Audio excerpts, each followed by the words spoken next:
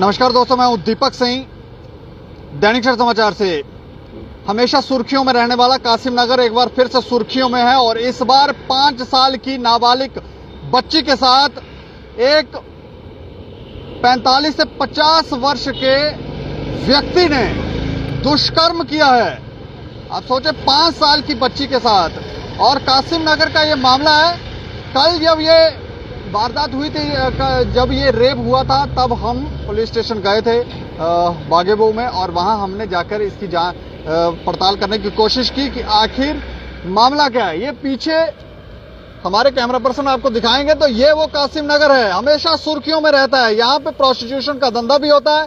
ये भी खबरें जो हैं वो हमने यहाँ से प्रकाशित की हैं। इसके अलावा हम आपको ये भी बताएं कि यहाँ पर ड्रग्स की भी खबरें आती हैं कि नशीले पदार्थ जो हैं वो भी यहाँ पर लोग बेचते हैं। और कई बार प्रयत्न करने के बावजूद, कई लोगों के सामने आने के बावजूद भी यहाँ पर वो चीजें शायद नहीं रुकी हैं और पुलिस भी शायद उस तरह से अपना काम नहीं कर पाई जिस तरह से उन्हें करना चाहिए था। कई बार इस तरह के भी लोग वहां पर आरोप लगाते रहे कि पुलिस की मिलीभगत से ही यहाँ पर सारे कार्य होते हैं और यहाँ पर ये जो नशेड़ी लोग हैं, गंजेड़ी लोग हैं, ये लोग सुधर नहीं रहे हैं और देह व्यापार भी जो है वो यहाँ पर होता है। तो अब 5 साल की नाबालिग बच्ची के साथ, आप सोचे 5 साल की कितनी छोटी सी बच्ची होती है, उसके साथ एक 45 से 50 वर्ष के व्यक्ति ने दुष्कर्म किया है।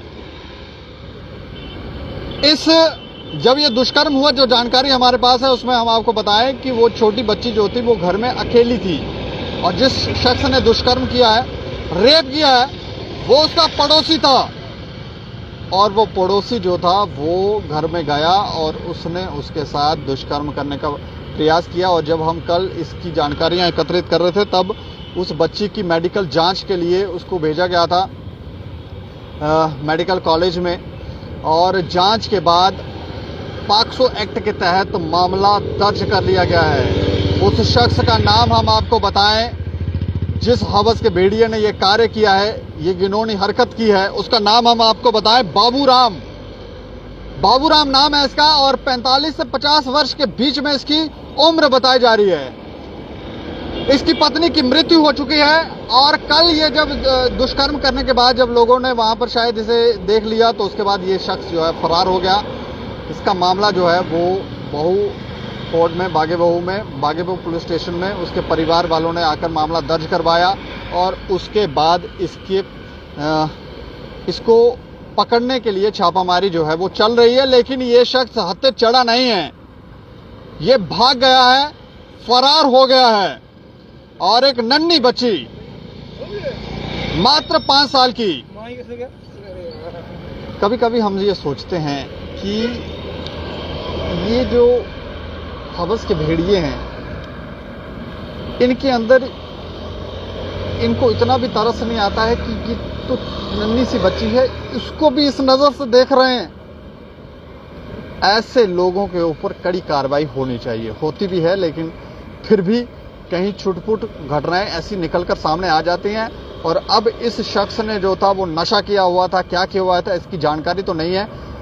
हमने पुलिस स्टेशन में एसएचओ साहब से भी बात की तो उन्होंने कहा कि तो मालूम नहीं है और उस लड़की के साथ अटेम्प्ट किया है, दुष्कर्म करने का प्रयास किया है। ये सब पॉक्सो एक्ट के अंदर ही आते हैं, तो प्रयास किया है और अब ये फरार है। एक अकेली बच्ची, छोटी सी बच्ची। अब घर वाले भी छोटे छोटे बच्चों को भी घर में छोड़ के चले जाते हैं, छोड़ के चले गए और पीछे से इस शख्स ने, पड़ोसी था, अब 45-50 वर्ष के इस शख्स से इस तरह की उम्मीद तो नहीं की जा सकती कि ये इस तरह की हरकत करेगा, लेकिन इसने की है और अभी ये फरार है। और आने वाले समय में पुलिस के हत्थे तो ये चढ़ेगा ही, भागेगा कहाँ। उसके शायद परिवार वालों को, बाबूराम के परिवार वालों को पुलिस वालों ने बुलाया है और बातचीत उनसे की जा रही है, पूछताछ की जा रही है कि आखिर ये बाबूराम जो है वो कहाँ गायब हो गया। तो ये बड़ी खबर है। और कासिम नगर यह मामला है, बार बार कासिम नगर का नाम आता है और उसके बाद भी इन चीजों पर रोक लगाने में प्रशासन जो है वो पूरी तरह से नाकाम है। जब एक बार जगहें पता चल जाएं कि ये वो जगह है जहां पर गलत काम जो है वो हो रहा है, इस पर रोक लगनी चाहिए।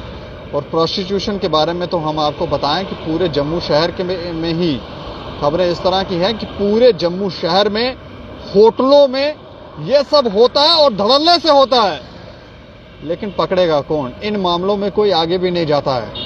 सभी ये सोचते हैं कि हम बचकर निकल जाएं, ज्यादा बेहतर है। तो फिर कौन आकर इन चीजों को ठीक करेगा? किसी को तो आगे कदम उठाना ही होगा। लेकिन इस खबर के ऊपर आप अपनी प्रतिक्रिया जरूर दें और देखते रहें दैनिक सवेरा समाचार। मुझे और मेरे सहयोगी अमित डोगरा को दें इजाजत। नमस्कार।